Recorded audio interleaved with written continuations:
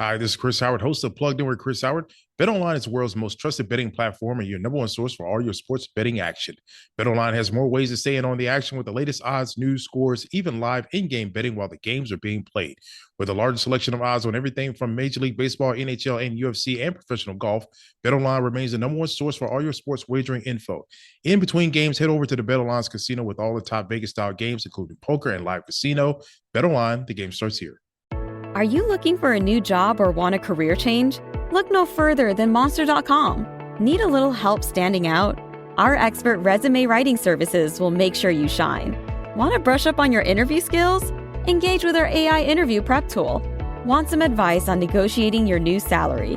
Visit our salary tools and extensive library of career advice articles, and you'll have all the tips and tricks you'll need to succeed. Visit Monster.com today and take the first step towards your career. Monster.com. Find your right job fit. If you're looking to streamline your audio advertising buys and maximize your revenue, look no further than Triton Digital's programmatic audio advertising exchange, A2X. The private exchange consists of only licensed broadcasters and top-tier internet radio publishers, assuring the quality inventory and brand safety you can trust. Visit www.tritondigital.com to learn more. Dean Kamen is an innovator with over 1,000 patents and inventions that have impacted the world for good. The world's first drug infusion pump, the portable dialysis machine, the cow poop-powered water purifier. But his most famous, or infamous invention, is one you know by name. Before its highly anticipated release, it was predicted to change the way cities are designed forever. Instead, to the disappointment of investors who contributed several $100 million to its development, it became a punchline, a product relegated to dorks and mall cops. Successful companies require groundbreaking technology and a market hungry for change. And if that market isn't hungry, you can't blame them for what happens next. And that's why this week's On Brand is on Segway. We're all jazzed up, really having a cow. You want your favorite show, and it's on right now. It's on Brand. Hello, and welcome to On Brand with John and Marissa. I am John. I'm Marissa. Wow. So I'm just finding out what the show is about. It's my favorite part of what we do, not knowing and wondering all day, what brand are we doing today? Will I have stories to relate to it? Will I have thoughts and opinions? Wow.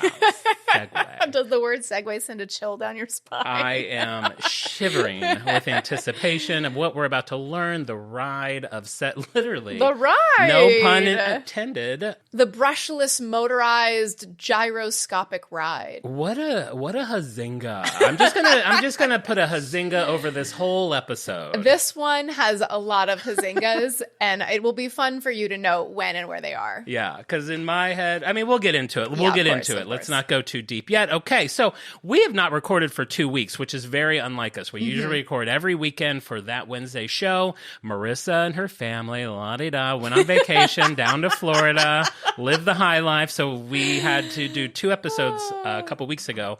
So it feels like we've been out of touch for a while. So it's so nice to be back in our chairs. It's great to be back in the studio. Back in the dining room table. The home studio. I'm sweating. Since you've been gone, I've been to an event and I've bought this t-shirt. It's very large. I feel like it's like a Billie Eilish cut. And now like everyone's back into like that thick cotton again. Oh, so it's like, it's like I'm wearing a blanket. Take me back to the 80s 50-50 poly cotton blend. Soft, light, breathable. Is there anything worse than a stiff, thick cotton tee? The 90s tees were so stiff and thick, and then the early 2000s went way too thin. So for like a plus-size huntsboy like me... You can see your nipples straight through. Those nipples were like pointing, which way am I going? That way, sir. All right, put those away. Yeah, there was kind of like a sandblasted effect on t-shirts, in like the early 2000s. You know what I mean? Where they'd be like so sheer and transparent. Yeah, it's hard to get it right. They're great if you want to tantalize the boys with a peek of your bra. Babe, beep that out. So You're deciding what I get beeped out? Just telling Al. You're censoring on my behalf? This is a family show. So you went to Florida, and while you were there, so you went to a Publix or had seen a Publix, which I think is a brand that a couple people have suggested to us. Yes, I know Publix it's like H-E-B, it's like Aldi, it's regional, and it does have quite a strong fan base. So I was excited to see that there is a Publix on nearly every block. Like, we wouldn't even put it into the GPS, and we would just we'll just drive and we'll come across one. And so over the course of the trip, I was there for a week. I went to Publix at least once a day. A few times, 2 or 3 times a day. For me, who knows nothing about Publix other than it's a grocery store, give me the bullet points of what I'm seeing when I'm going down the street and I see a Publix. Is it big, small? When you walk in, is it grills and meats, or is it just food? Walk us through it. Grills and meats. Well, some store like Vons just has the meat, but then Walmart has the grill and the meat. I see. That's interesting. Yeah. So Publix, I would say it's on the big side. It's not akin to a Costco or a Walmart. It's a standard grocery store footprint. The lighting is sensational. The decor is divine. Apparently there's a range, and some are fancier than others. I went to at least 3 different Publixes while I was there, and to me, I didn't really notice a huge difference. Some were nice and some were not nice. The staff was some of the friendliest, most joy-filled humans I've ever interacted with. Aww. Playing peekaboo with the kids at the checkout, gave unprompted, gave my daughter a little coloring book and a crayons, Publix swag. Crowns. They're pronounced crowns. Sorry, crayons. Cranberries. That's cute. Just so cute. Everybody was just so warm. The selection of food felt like it's like a mix. It's not like an upscale grocery store, but they have that kind of stuff. They have regular brands as well, so it doesn't feel like, oh, this is of course it's nice, it's expensive. No, it was a regular grocery store, but just immaculate. Free cookies for kids. Wow. So you go up to the bakery. What was the age limit for a kid? If you showed up with one of those hats with a propeller on it, I bet you could pass. Wow. Because you are quite young at heart. I'll pack that next But they had a chocolate chip and a sprinkle and a sugar cookie. And it was you could walk up and they offer you a cookie. It's just so sweet. You put on social media that you were there, and some of the brandies were oh my God, they have this sandwich there. What is it called? The chicken tender pub sub. The pub sub. 2 people, I'm not even kidding, within a span of 60 seconds, both posted, get the pub sub, it's chef's kiss. That exact phrase. I thought that maybe they accidentally posted it twice, but unless I'm crazy, it was 2 different people. It was, and it's specifically the chicken tender pub sub. So they have a kind of a standard deli area, what you see that has the chicken and the potato wedges that kind of is normal at a grocery store. But the chicken was also really good. It's popcorn chicken, and it comes in almost like a soda cup.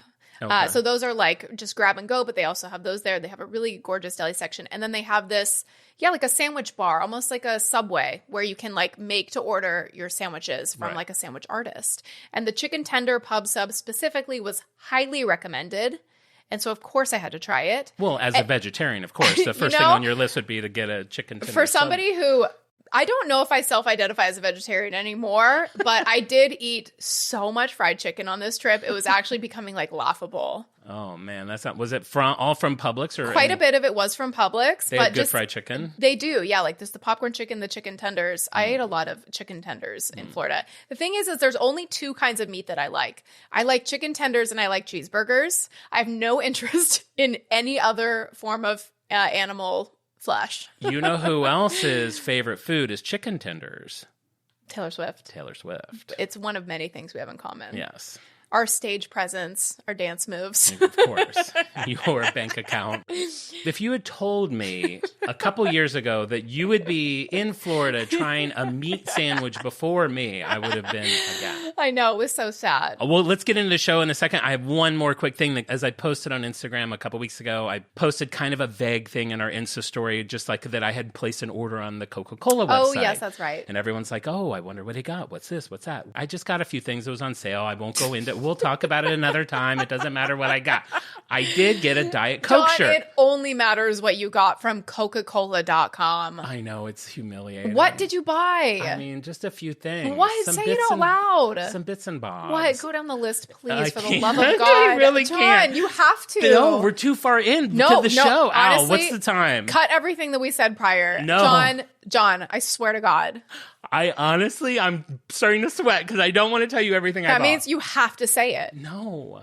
You owe it to our fans. Okay, I bought like I bought a couple little bags. What? See, you can't. What are little bags? They're really cute. They look like a can. Like one of them looks like a little Diet Coke can, and one of them looks like a little Coke can. I was like, these will be cute. And How many bags? How many little bags? Two of the Diet Coke. And two of the regular Coke. Why do you need 4 little bags? Because if I really like something, I want to back up. And then I bought some keychains because they were like $1.50 on clearance, and they're cute. And I thought they might work on my charm bracelet, even though they're too big.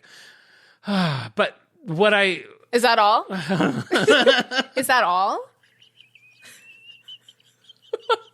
Is that all? No. John. I can't John. You have no choice. We're here. Oh my God, I'm crying. This is not what the story is supposed to be. No, I bought like a cute little coffee, like a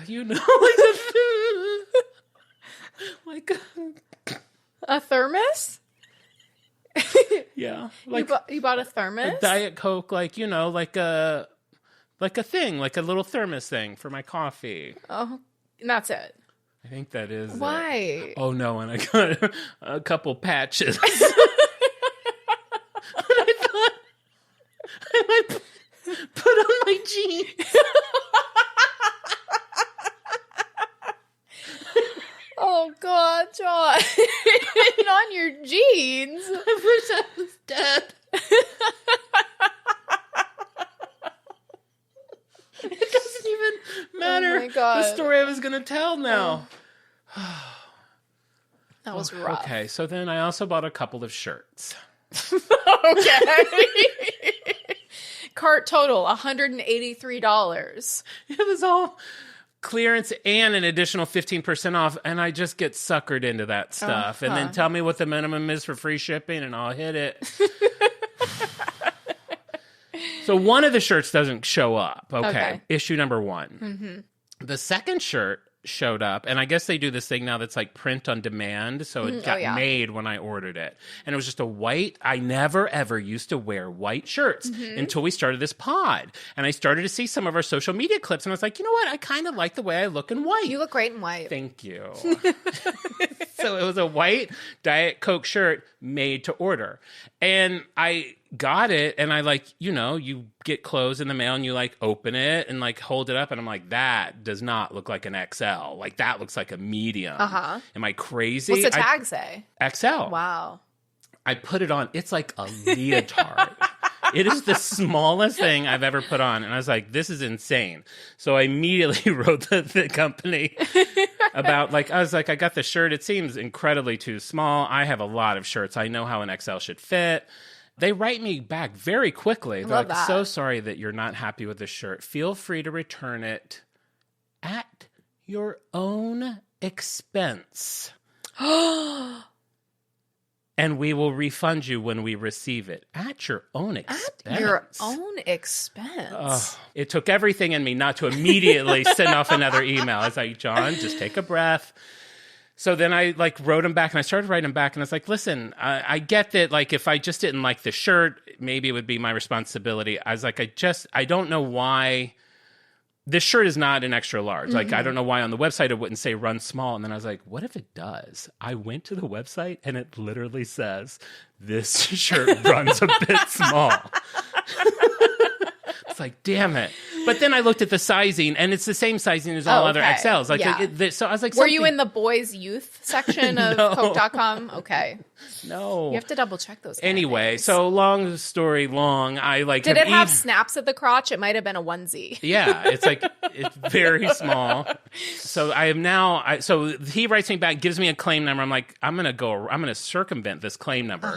So then I call, acting like I'd never reached out before. Love that. This guy's like, I'm going to have someone. One, they haven't replaced my shirt. I've gotten a second email from this phone call saying, we're looking into your missing shirt. What does that mean? Wow. Just send me the shirt. You got to go to Vegas. You got to go to the Coke store in person. I know. And then again, so now twice in email and on the phone, they've all said, you can return the shirt at your own expense. And I've written back to every single time saying, this is your issue. I will keep everyone abreast. I will put pictures of all the things I bought on our Insta story.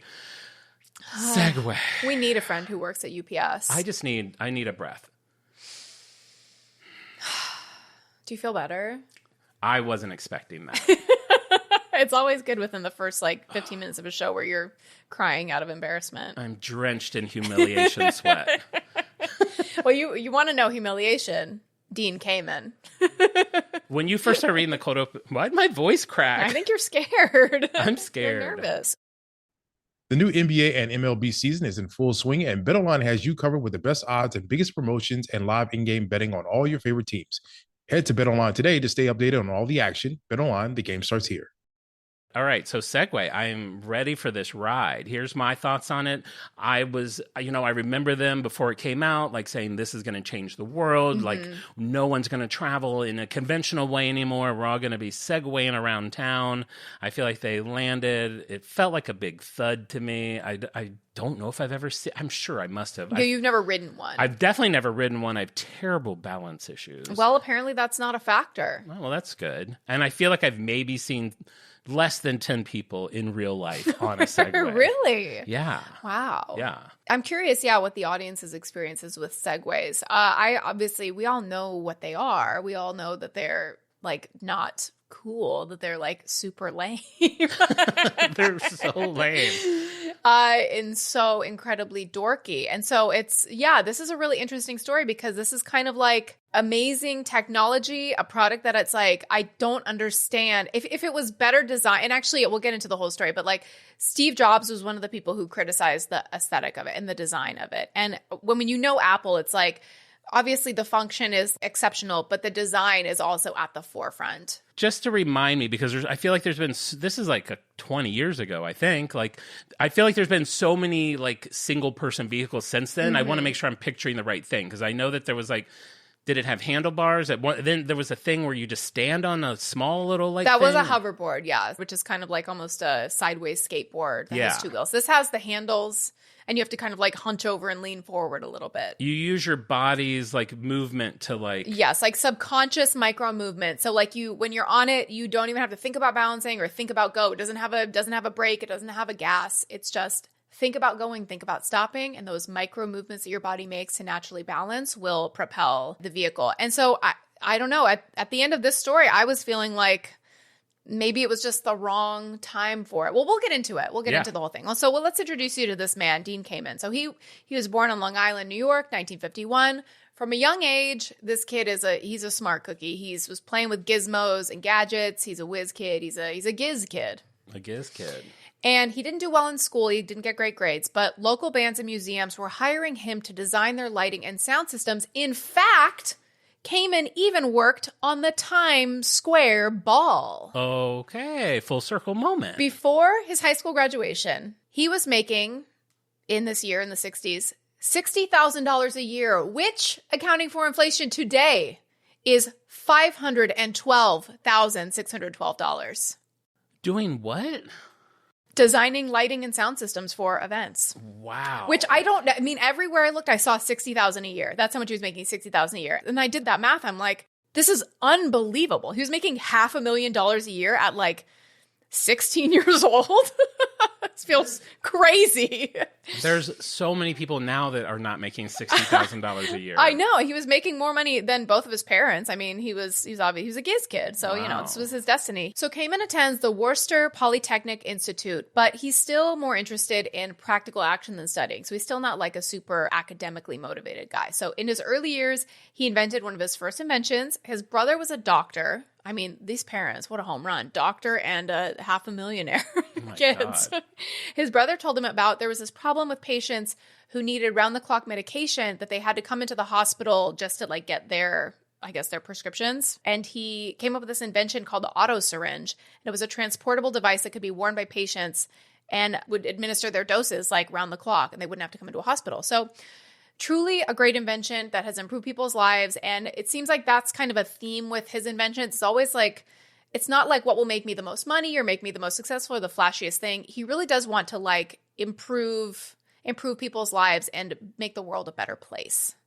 The medical community responded very well to the auto syringe, is what it was called, and soon Kamen was a well-known name in the community.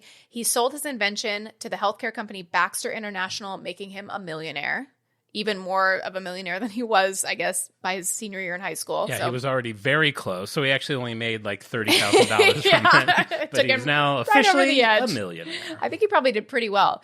In the years that followed, he invented a portable insulin pump, portable dialysis machine, an array of heart stents, one of which now is inside Vice President Dick Cheney. Oh, wow. So he had this string of successes. His reputation is now sky high. He's very rich. And then he made this company, DECA Research, the R&D lab, where he and 200 engineers work to, it's like a mecca for medical device design. So it's all like that in the kind of the medical wellness health space. Which is a tough space because there's a lot of like laws and a lot of like red tape in that space. Yeah, I imagine so. But he's kind of just like, there's so many different types of inventors. It's like Dyson, who is really like technologically like genius truly, and then there's people like Steve Jobs that are like innovators, like they have an idea that is like doesn't even exist yet and think about like, I don't know how to make it happen, but make it happen.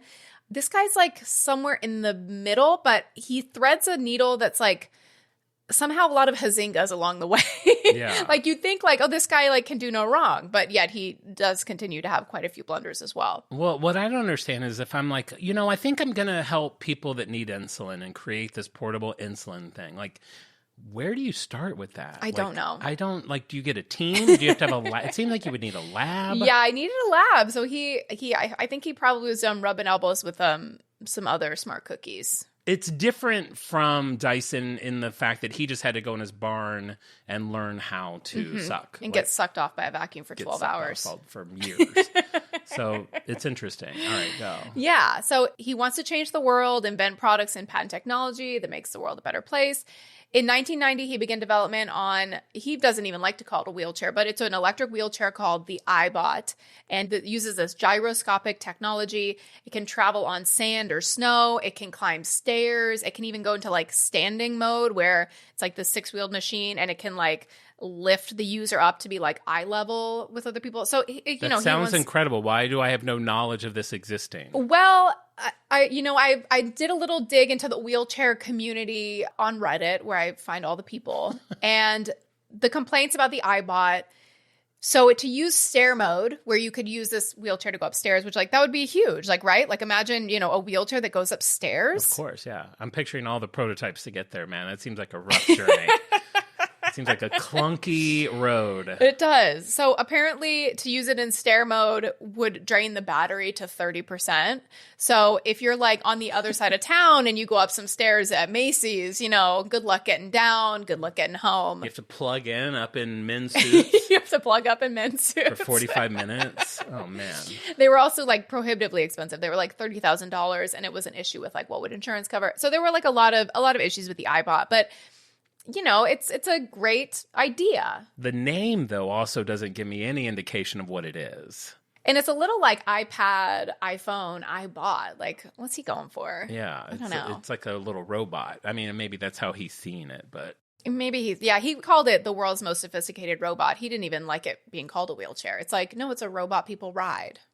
So he's a bit of an oddball. Yeah. He also nicknamed the iBot during its development Fred, short for Fred Upstairs, a pun on Fred Astaire, which, this is my favorite thing about this guy. Oh, Hazinga. Fred, wait, I don't even understand what you just said. He nicknamed it Fred, short for Fred Upstairs, after Fred Astaire. Yes, it's like a pun like 4 degrees away from being successful, Okay. which is my favorite kind. So he did sign a deal with Johnson & Johnson to manufacture the device. The iBot, the Fred Upstairs, went on Dateline in 1999. Johnson & Johnson had spent $50 million on the project, and only 500 units ended up being sold. Oh, for $30,000 each. This is Yeah. in 1990, you said? Yeah, $25,000 to $30,000 each. So, this is a Hazinga. That's a Hazinga. This is a Hazinga. It was a failure for many reasons. Yeah, the expense, the battery. So the wheelchair was a bust. But as his team was working on the iBot, it dawned on them that maybe they were onto something bigger. So inspired by this technology, this next invention's code name is Ginger, as in Ginger Rogers to the iBot's Fred upstairs. Good Lord. So he's gay, right? This is another gay guy. He was a bachelor. That's what you called gay back then. Yeah, exactly. It was bachelor. and which is funny. It's like 1998. It's like, it does feel like that was back then, because he was a bachelor. He lived this kind of funny life just while we're talking about him.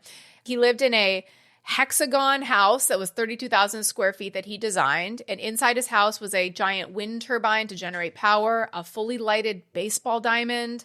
In his basement, he had a workshop. He has a Hummer, a Porsche, 2 helicopters, which he uses to commute to work each day. He takes a helicopter to work each day.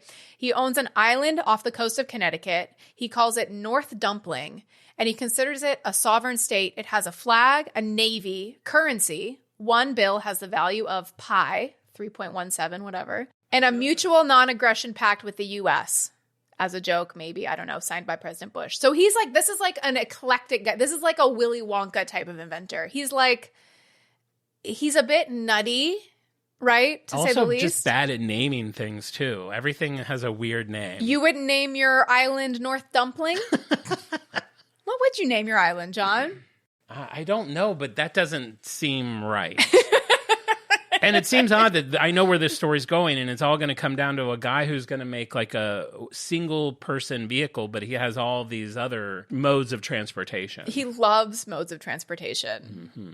So he works for 6 years on this invention he's calling Ginger. He has this man called Doug Field as his right-hand man, and Doug Field seems like truly a genius engineer who he worked at Ford before working with Cayman and has since gone on to work at Tesla and Apple. And Doug Field just sounds like the best boss, just truly brilliant.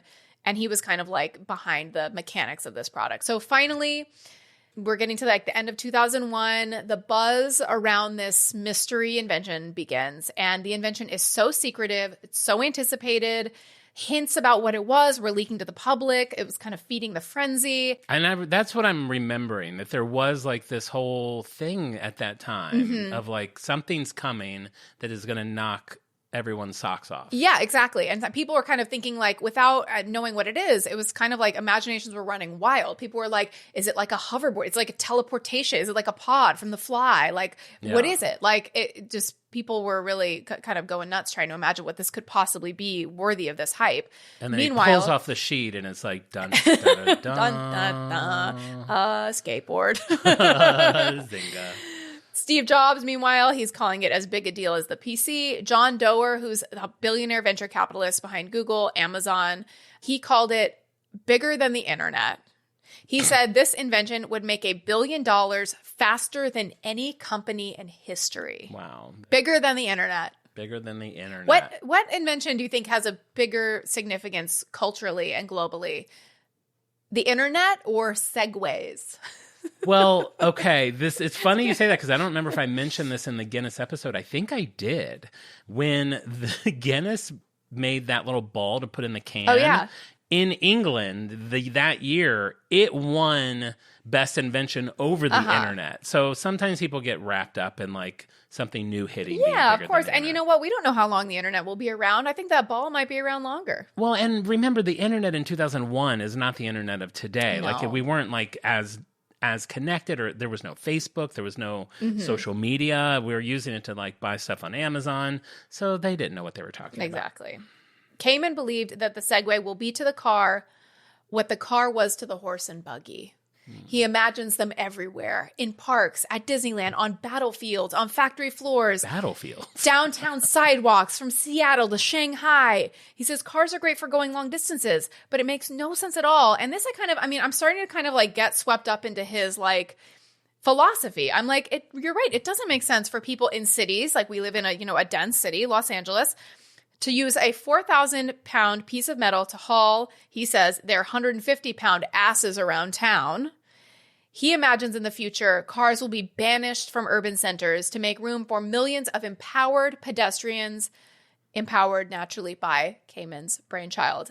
So he demoed the Segway secretly for Steve Jobs and Jeff Bezos, and information started to kind of leak to the public. So I think people were getting kind of like little bits and bobs about like what this invention was, and it was kind of making him really paranoid that it was going to get spoiled. And I could see, like in hindsight, a Steve Jobs being excited about this because he has like a campus. Like this feels like a campus thing. Yes. Or a New York thing. I'm going to disagree with you that it feels like that we live in a dense city. We live in a very spread out city. Like, so someone on this, like me taking a Segway to the Grove would be insane. Well, I mean dense like in that there's a lot of cars on the road. So, and most of the distances I travel are like less than a couple miles. So like it does, to have to drive your car 2 miles and then look for parking. That contributes to a lot of traffic. It's like why people, think that we should convert to more bikes. I don't know. I could maybe see a world where I'm taking a Segway to Trader Joe's. I do not see a world where you're taking a Segway to your backyard. That is not you, but okay. We'll pretend this world exists. This is 2001. Let's pretend it's 2001, okay? Okay. 4 years past Titanic.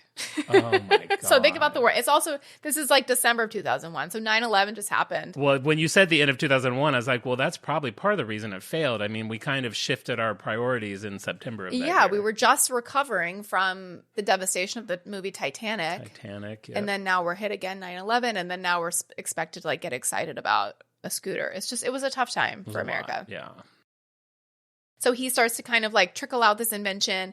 He's even pickier about who he's going to let see it. So it's like he shows like the Postmaster General, and he's like mail carriers are going to ride on Segways to do their mail carrying. The National Park Service, park rangers, police, they were Segway's first customers is like park rangers and police. And so honestly, in 2001 could see that like a mail carrier or a police officer. It does like make sense in these applications. Like, yeah. So how does it fail? How does it fail?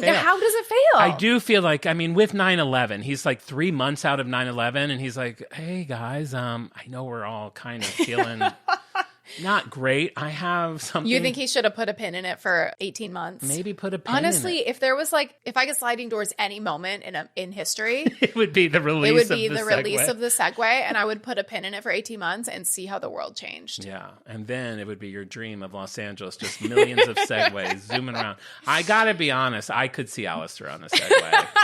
I'm not gonna lie. He's always looking to save the world in some capacity. Pinches pennies, but he also likes to walk, so that's tricky. Yeah. So this was kind of something that haunted Cayman, and this is one of the hardest truths for anybody in technology to hear, is that success or failure in this business is rarely determined by the quality of the technology. So, for example, Betamax was better than VHS. The Mac operating system is superior to Windows, but what becomes mainstream? VHS, Windows. Even in the transportation business, there's a cautionary tale of a man named Preston Tucker, who in the 1940s designed a car of the future, packed with safety innovations like padded dashboard, disc brakes, safety glass. This car was so far ahead of its time that only 51 were ever produced. Wow. In the annals of high-tech history, there are a few cases in which the most innovative technology has emerged triumphant in the marketplace. So this is like, it's a phenomenon, whatever you want to call it. This is like a real thing that is in this field that we never know about because we don't see the businesses that fail. You know what I mean? Right. We only see the ones that become adapted mainstream. Think about how many better versions of everything that exist. Segways, better than cars, that never make it to be like, fully adapted. Yeah. So this is what Cayman's like keeping him up at night. And then finally, in 2001, on Good Morning America, he reveals his invention to the public. I mean, that right there is a hazinga. No offense if you like Good Morning America, but I'm a Today Show boy. Like, take it to Hoda. I know. At that point, was it Hoda and... It was that guy. Matt Lauer? Matt Lauer. Yeah, Matt Lauer. Take it to Matt Lauer. Well, maybe he would have ridden on a Segway. There's your sliding door moment. God, do I have to pick just one? Oh my God. If the Segway premiered on the Today Show instead of Good Morning America, 18 months later, we'd be unstoppable. Oh my God. Let's do it. So this is like the headline of what the Segway is in this presentation. Developed at a cost of more than $100 million, Cayman's vehicle is undeniably groundbreaking. The hardware and software mimics the human body's ability to maintain its balance. It has no brakes, it has no engine, no throttle, no gear shift, no steering wheel. It can carry the average rider for a full day nonstop on only 5 cents worth of electricity. 5 cents. So I just kind of want to like bask in the December 2001 Cayman's like optimism for believing that Segways will change the world, because that's like kind of a fun place to be. Like, imagine how excited he was. Yeah. Like the night before Good Morning America. A couple years ago, people were just worried about Y2K, and now here he is, just before the new year. Like, I'm going to change transportation for the globe. I know. It just Poor seems so fun to think about. Yeah. It's such a bummer. I'm rooting for him. Let's let him have his fun for a bit. I hope this turns out better than I know that it does. I'm curious what the plan was. Was it like the unveiling? Like, is it like there's Segway stores? How do you get a Segway? Is it mail order? So he was anticipating that the demand was going to be like really high out the gate, and that it was originally first going to be available for like commercial, so like for businesses or for like police force, and then it would trickle down to being like for the regular consumer. Do you know what price point was? It was like $4,000 or $5,000. Okay. So at that point, that's not nothing. Yeah, it's expensive, but it's reasonable. It's cheaper than a car. Yeah. So at this point, after hearing everything, how excited he is, I'm feeling like technologically it seems very advanced. It seems to make a lot of sense. It's in line with, I hate looking for parking and I'm a bad driver. So it seems in line with my values. I'm excited for the debut of Segway. I'm into the hype. I think it sounds very cool. I think it sounds fun to ride. I don't want to just be like out in the air. Like I don't want everything. I'm just exposed. I did, though, at that time, I did have a convertible. So. Okay, there you go. A convertible is kind of like, I guess that's Segway-ish. It's definitely like the Segway of cars. The sitting Segway. So when we're talking about what went wrong, it's never that, like, the technology didn't work. The problems that sank the Segway were social. Cayman expected to be selling 10,000 Segways a week by the end of 2002. That's 500,000 a year. I feel confident that he got close to that number. In the next 6 years, Segway sold just 30,000 units. A week? In 6 years. That's all he sold the entire 6 years? Yes. That's like half a Segway a day. I know. I don't know the math on that. That's probably wrong, but it's rough. That's like 10 of your storage units. That's a lot of Coca-Cola patches. Those were on sale too. They were only like, that's not important. Wow. On sale for what? Like how much? Like $2.95 each? Yeah. Okay. You better have some Coke patches ironed on your jeans next time I see you. Where are they now? Have they left your car? Oh no, they came in the mail. Yeah, they're at home. Okay. You're getting sidetracked. Poor guy. So this guy, Peter Shankman, he's an entrepreneur in New York. He was one of the first 5 people in New York City to buy one. He said, when I first got it, it was so much fun, but the police didn't know what to do with it. He says that on one block, he'd be told to get on the sidewalk. On another, he'd be told to get on the street. Sometimes he would be told he couldn't use it at all. The regulations weren't like up to date or up to speed with like what to do with this like motorized walking vehicle. I feel like it should have the same rules as a motorcycle. Okay. Like so you think street? I think street. Like bike lane. I think. Yeah. And well, I guess it depends on how fast it can go. Those can go what, like 70? Yeah, they can go about 70. So that was Hazinga number 1. Was that it was like, are you allowed? Are you even allowed to use it? Right. Is it illegal? It worked as advertised, but it was also kind of awkward to use. It was small enough to ride inside a building or into an elevator, but it was also 100 pounds. So like if you had to then like carry it to like your desk, like what do you do with it? I'm picturing my grumpy self in 2001, like trying to go to a meeting, and I'm in an elevator, and this Segway comes rolling in, and I have to hold the door for him, and then like act impressed when it's in there with me. I have a whole thing with people with fancy modes of transportation. Like if someone has like a vintage car or something, I don't know why I refuse to look at it. Like if you're stopped at a light from like a 67 Mustang, you won't look over at it. I feel like they want me to look at it, so I refuse to look at it. I feel like it's like if somebody walks around with like a parrot on their shoulder, you know, they're just like walking down the street past an ice cream shop or a cafe, people eating outside, and they want so badly for everybody to look and go, oh my God, that guy has a parrot. What an unusual pet. How did you find it? Where did you get it? Oh, God. I'm not talking to the parrot. I'm not looking at the car or the Segway. People's perception of the Segway are that, I mean, it's hard enough to get around cities and embrace like the bicycle. The bicycle's been around for a century and a half. And at least if you see someone on a bicycle, you assume, oh, well, they're like exercising. Right. The Segway just kind of read as like the laziest mode of transportation because you're traveling at like ish the speed of walking. So people just didn't know like what to make of it. The same guy Shankman who got in trouble in New York City, he said every time I used it, I just wound up feeling fat. I got called lazy more times than I could count.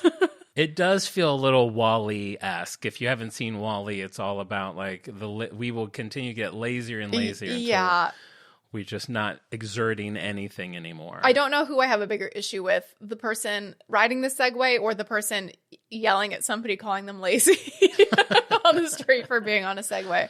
I don't know, but it's not a good recipe for success for this business. It's like Google Glass, the Google Glasses. This is another supposed revolutionary product, but it's like you just are embarrassing by using it. Yeah. Steve Jobs did warn Cayman that the Segway's image could be ruined by a single rider falling off and hurting themselves. 3 high-profile incidents soon followed. In 2003, President George W. Bush fell off a Segway. Oh, my God, of all people. During a vacation at his family's compound in Maine. And, of course, the fall was caught by photographers, paparazzi, very widely reported. British journalist Piers Morgan broke 3 ribs after he fell off a Segway in 2007. Ellen DeGeneres fell off a Segway. There were a lot of like celebrities falling off Segways at the moment that the paparazzi happened to be there. I'm going to say of the 3 people you've met, I mean, it's like, You're saying like, oops. I mean, Pierce, Ellen, it's like, of course they were early adopters. Of course, I'm seeing a theme with the early adopters. Yeah, you're onto something. Yeah. So the writing's on the wall. The Segway it's a Hazinga galore. It's on its way to Dudsville. In 2009, remember it was released in 2001, Segway Inc.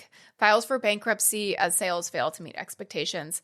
They were acquired by a British businessman named Jimmy Heselden in 2009. And a year later, Heselden dies after riding a Segway off a cliff. What? What? I know. That's a rough one to bounce back from. Do you want to buy a product that killed its owner? I mean, I'm gobsmacked right now. Like, I thought you were going to, like, he did it. It was suicide. No, he was just like driving on a mountain and he like scooted over to the side for somebody else to get by and, whoopsie daisy. Why was there no guardrail? Ooh, you think there was a little foul play involved? No, it just seems like 30 feet cliff. Like, rich people, though. They've got cliffs all over the place. Cliffs with no galore. guardrails. God, what a terrible way to die. I know, isn't that crazy? So that's a tough one to bounce back from. The Segway, they're kind of trying to pivot. They're acquired in 2015 by a Chinese company called Ninebot. So now it's like a new phase, new ownership. 2015, how is it possible that it's still even bouncing around at this point? Well, you know what? The technology, I even saw them at the airport, Burbank Airport, when I got back from Florida. Have you seen like the police Segways? It like looks like a little 2-wheeled motorcycle. Yeah. So that's a Segway. It just has like a little police shell on it. Got so it. like they have some customers, like in some applications, Segway tours, people will do, like you could do that, you go to Germany, you take a Segway tour around a city in Germany. Got it. So things like that. It's not enough to like pay the bills. But they found a slight tiny market. niche, a smaller niche than even we've found. Yeah. But enough to keep them around for 15 years. I guess so, yeah. So then in 2017, you start to see the rise of these like electric scooter companies like Bird and Lime. And these are more, I guess, cooler to ride is like the way to describe riding a scooter compared to a Segway. I will say I tried to ride one of those once. I mentioned earlier that I have balance issues. I could not do it. So. Segway is the vehicle for you. They say it's safer than walking.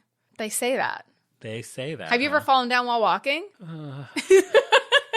No, I don't think so.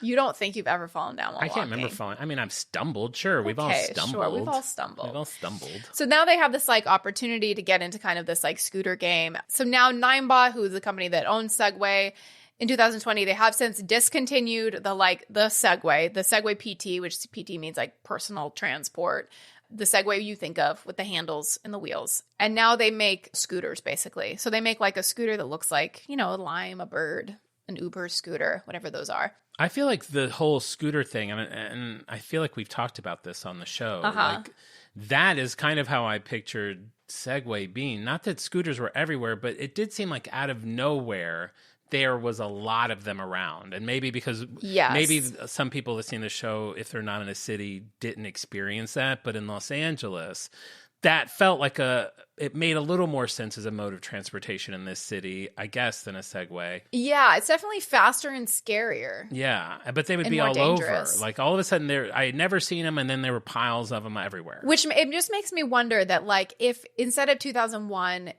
if the timing was different, if we had come from scooters first, like if those scooters had kind of been on the market, on the scene first, and then somebody came out with a Segway that was like less dorky to ride and just like looked more cooler and sleeker or whatever. And for people like me who are kind of scared of those scooters, and like I have been on one, and it was like the scariest like 2.5 minutes of my life. Yeah, I might be like, oh, I'm going to take a Segway. It's like a 2.5 mile walk. I'm 2.5 miles. So it's a long walk. It's like a mile walk. I'm running late. Like I might hop on a little Segway and then like leave it over here on someone's lawn. Yeah, maybe it was too soon. I think it was too soon. So the company, is still producing these scooters. They still have, police departments, warehouse workers. Some use those, mall security guards, airport maintenance staff. They have adopted the Segway. Only 140,000 units were sold during the lifetime of the product. So this is a far cry from like the billions and billions. 10,000 a week. Yeah, it's just so sad. The Segway PT made up about 1.5% of the total company's profit. So it's a hazinga across the board. Yeah. The company that ended up buying them, this Chinese company, is doing pretty well with the scooters, but people say the scooters are also bad. So Wait, bad in what way? Like for the don't work well, break easily, just not great technology. So it's possible that that's like strayed from Cayman's original design, and now they're just like being manufactured with the Segway label, but they're made cheaply and maybe not as well. I gotta say, I like a car. You know why you like a car? Why? Because you have a lot of things in your car at any given time. My car is like a rolling storage unit. I keep lots of things in it. What's in your car right now? Oh, babe, it doesn't matter. What is in your car? I do have a heart-shaped pillow in there from Valentine's Day that still has not been dropped off at the storage unit yet. And depending on when you're listening to this, it's May. Speaking of, on my way over here, I drive through an alley to get here. There was a Christmas tree. Oh, my God. In the trash. Wow. It's May. It's May, like, 19th, I think. Some people have a hard time letting go of the holidays. Yeah.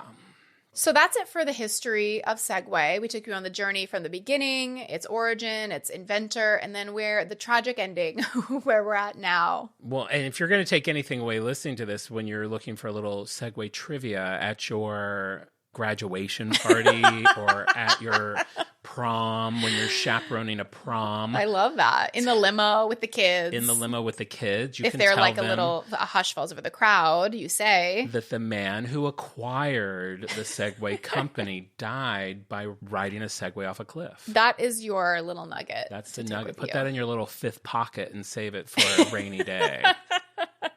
I also, I dabbled on the Wayback Machine. I came up a little dry there on the Segway.com from 2002, which is early back as the Wayback Machine went. But I did find, shockingly, a Segway message board that is still quite active. What? Since 2002? 42 users online right now. Wait, at this moment? At this moment. It is wild. And so I saw this message board. I was like, well, take me back to the beginning. I reversed ascending, earliest post. I found some posts from 2002 in August. So this is like pretty much right after the Good Morning America debut.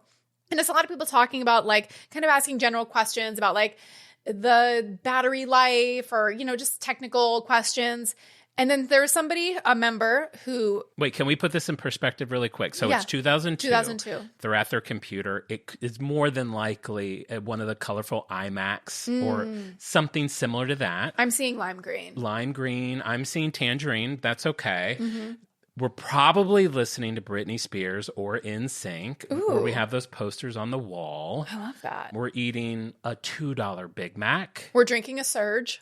Drinking a Surge or an Orbitz that have the little balls in it. And we've sat down to connect with our other Segway friends. On our inflatable couch. On our inflatable couch or that giant pair of lips. Okay, we've got it. Okay, great. The title of this message is Segway and the Dork Factor. Okay, I like it. I'm hooked. I know it's hard. I'm so sorry, baby. Got to tell me what you want.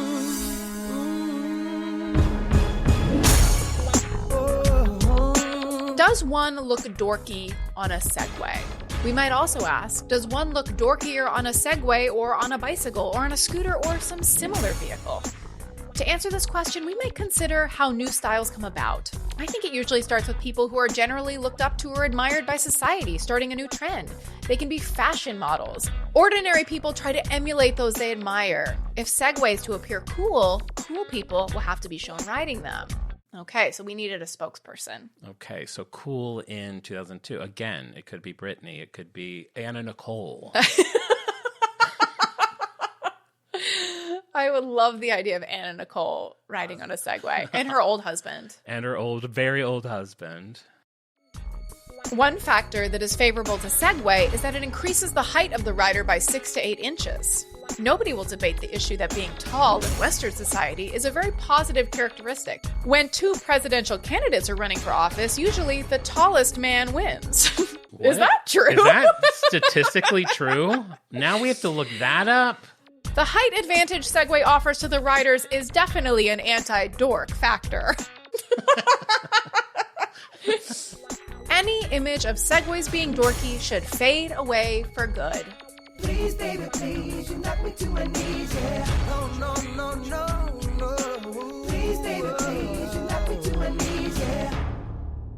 The only thing I have to say about this letter, the only human being that would care enough to write this post would be the man that created the Segway. I love that. He clearly wrote this post. Who else wrote this post?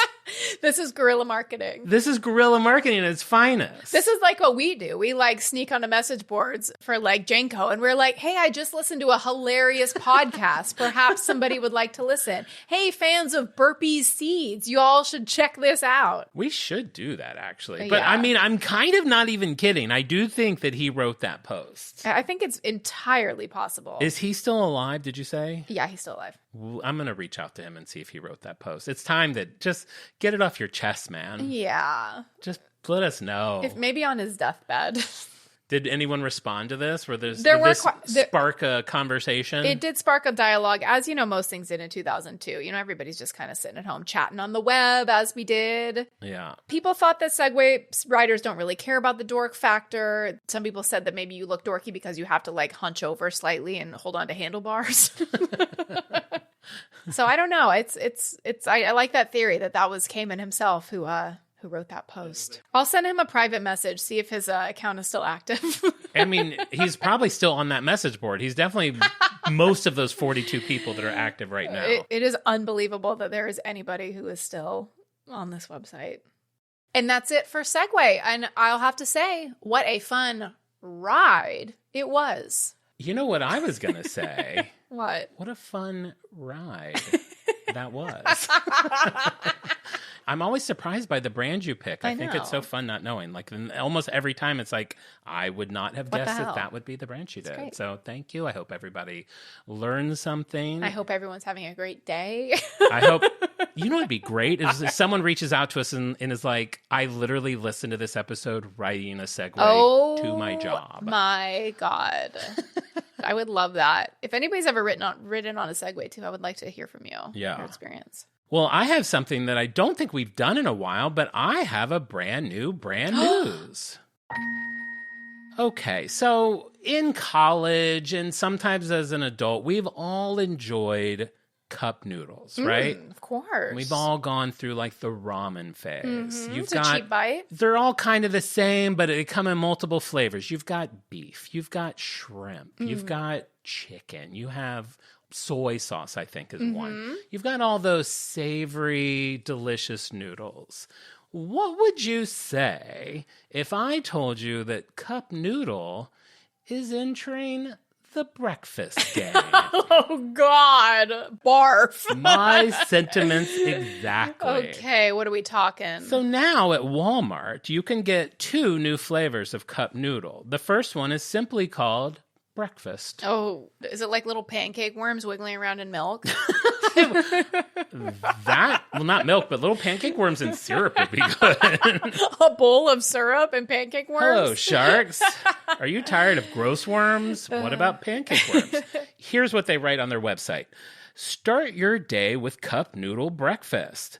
This limited time flavor blends ramen with your favorite breakfast flavors, including pancakes, maple syrup, sausage, and eggs. Understanding the hustles of the morning grind, Oh my God. the saucy cup noodle breakfast is ready to eat in just 4 minutes. They're marketing this as like for the gal on the go. Gal on the go that wants a hot... You got your pantyhose on, your high heeled, your pumps, you're slipping out the door, hopping on the subway. I don't have more than 4 minutes for breakfast. Grab me some cup noodle. They also have one that is called Everything Bagel with Cream Cheese. I gotta say, I love everything bagel as much as the next gal, but enough is enough. I couldn't agree more. Trader Joe's just came out with an Everything Bagel cheese. I like Everything Bagel, but the blends vary. I don't like them when they have those one seeds, the caraway seeds. Yeah, the Trader Joe's doesn't put those in it. No, but Trader Joe's puts way too much salt in theirs. I don't know. I have a lot of thoughts Sometimes on if this. I'm craving a bagel, I'll just shoot a little bit in my palm and lick it up like a dog. If you're craving a bagel, you don't have a bagel, but you have a little shaker, lick it up like a dog. Where did I lose you? What part did I lose you on? I've seen you lap a plate clean. Come on. Yeah, I mean, I understand laughing. I do that with parm. I'll do that with You do a little palm of I'll parm? do a little palm of parm. Okay, so we're both animals. We're all palming stuff. I was just looking at the description for their Everything Bagel one, and it does have caraway seeds, a saucy mix of caraway seeds, sesame seeds, poppy seeds, garlic, onion, and cream cheese. Something about a hot cream cheese noodle doesn't appeal to me. I don't want to eat cream cheese with a spoon. If you've had these, please let us know what they're like. Next time I'm in Walmart, if I see them, maybe I'll grab them. We'll try them here on the pod. But that is our brand news. I want to throw some shout outs. We're not able to thank everybody like we like to do. Last week was our birthday episode, and we got so many amazing comments and messages from brand freaks and brandies all over the country, and I think the world. We got a message from someone in Alaska. Oh my gosh, yes. Outside of the continental USA, but just a lot of love and a lot of support, and that was really nice. And we did have 3 people that responded with about my Insta egg. I did like a word search on there that had 22 on-brand related words. We had Vicky in Ohio who said she got them all, and she was super excited. We had Fiona and MLRB2222 who both got 20, but it was very nice that they were engaged with that, and that was a fun thing to do. So That was very cute. I love that you did that. Yeah. And then we're also going to give a shout out to 2 brand freaks who gave us lovely reviews on Apple Podcasts. We have Baloney Monster and Danny B. So again, if you want us to give a shout out at the end of an episode, leave us a nice review on Apple Podcasts, and we'll say your name and give you a big thank you. You know, it'd be fun if I was in that situation, if I was a brand freak and I was like getting like, I wanted to like propose or like, I would make my screen name like, Ryan, Terry, will you marry me? I love Yeah, that. and then write a great review about the pod, and then we'll listen to the pod with my lover, and then we'll. I love thinking of you laying in bed listening to a pod with your lover. I love like the idea of having someone that I openly let know they're my lover. I'm so lucky to have you as my lover. Oh man, I love that. And they'd be like, "You don't have to call me that. I'm just your boyfriend." You're like, "No, No. no, no." You're my lover. And they're like, well, I love that, but why are you sweating? I'm like, oh, I can't talk about it. Are you nervous? I'm having are you flashbacks scared? of my Coca-Cola order. God, how humiliating. So that's it for the episode. Thank you for chatting a Segway with us today. We'll be back next week with an all-new app. In the meantime, if you like the show, please subscribe, rate, and review. Give us a nice review on Apple Podcasts. You can see clips of the show and bonus stuff on Instagram and TikTok. Instagram is @OnBrandThePod. TikTok is @OnBrandThePodcast. And we'll be back next week with an all-new episode. And as we show more and more every week, like we did today with my Coca-Cola order, we may go off topic, but we will always be on brand. Bye. Bye.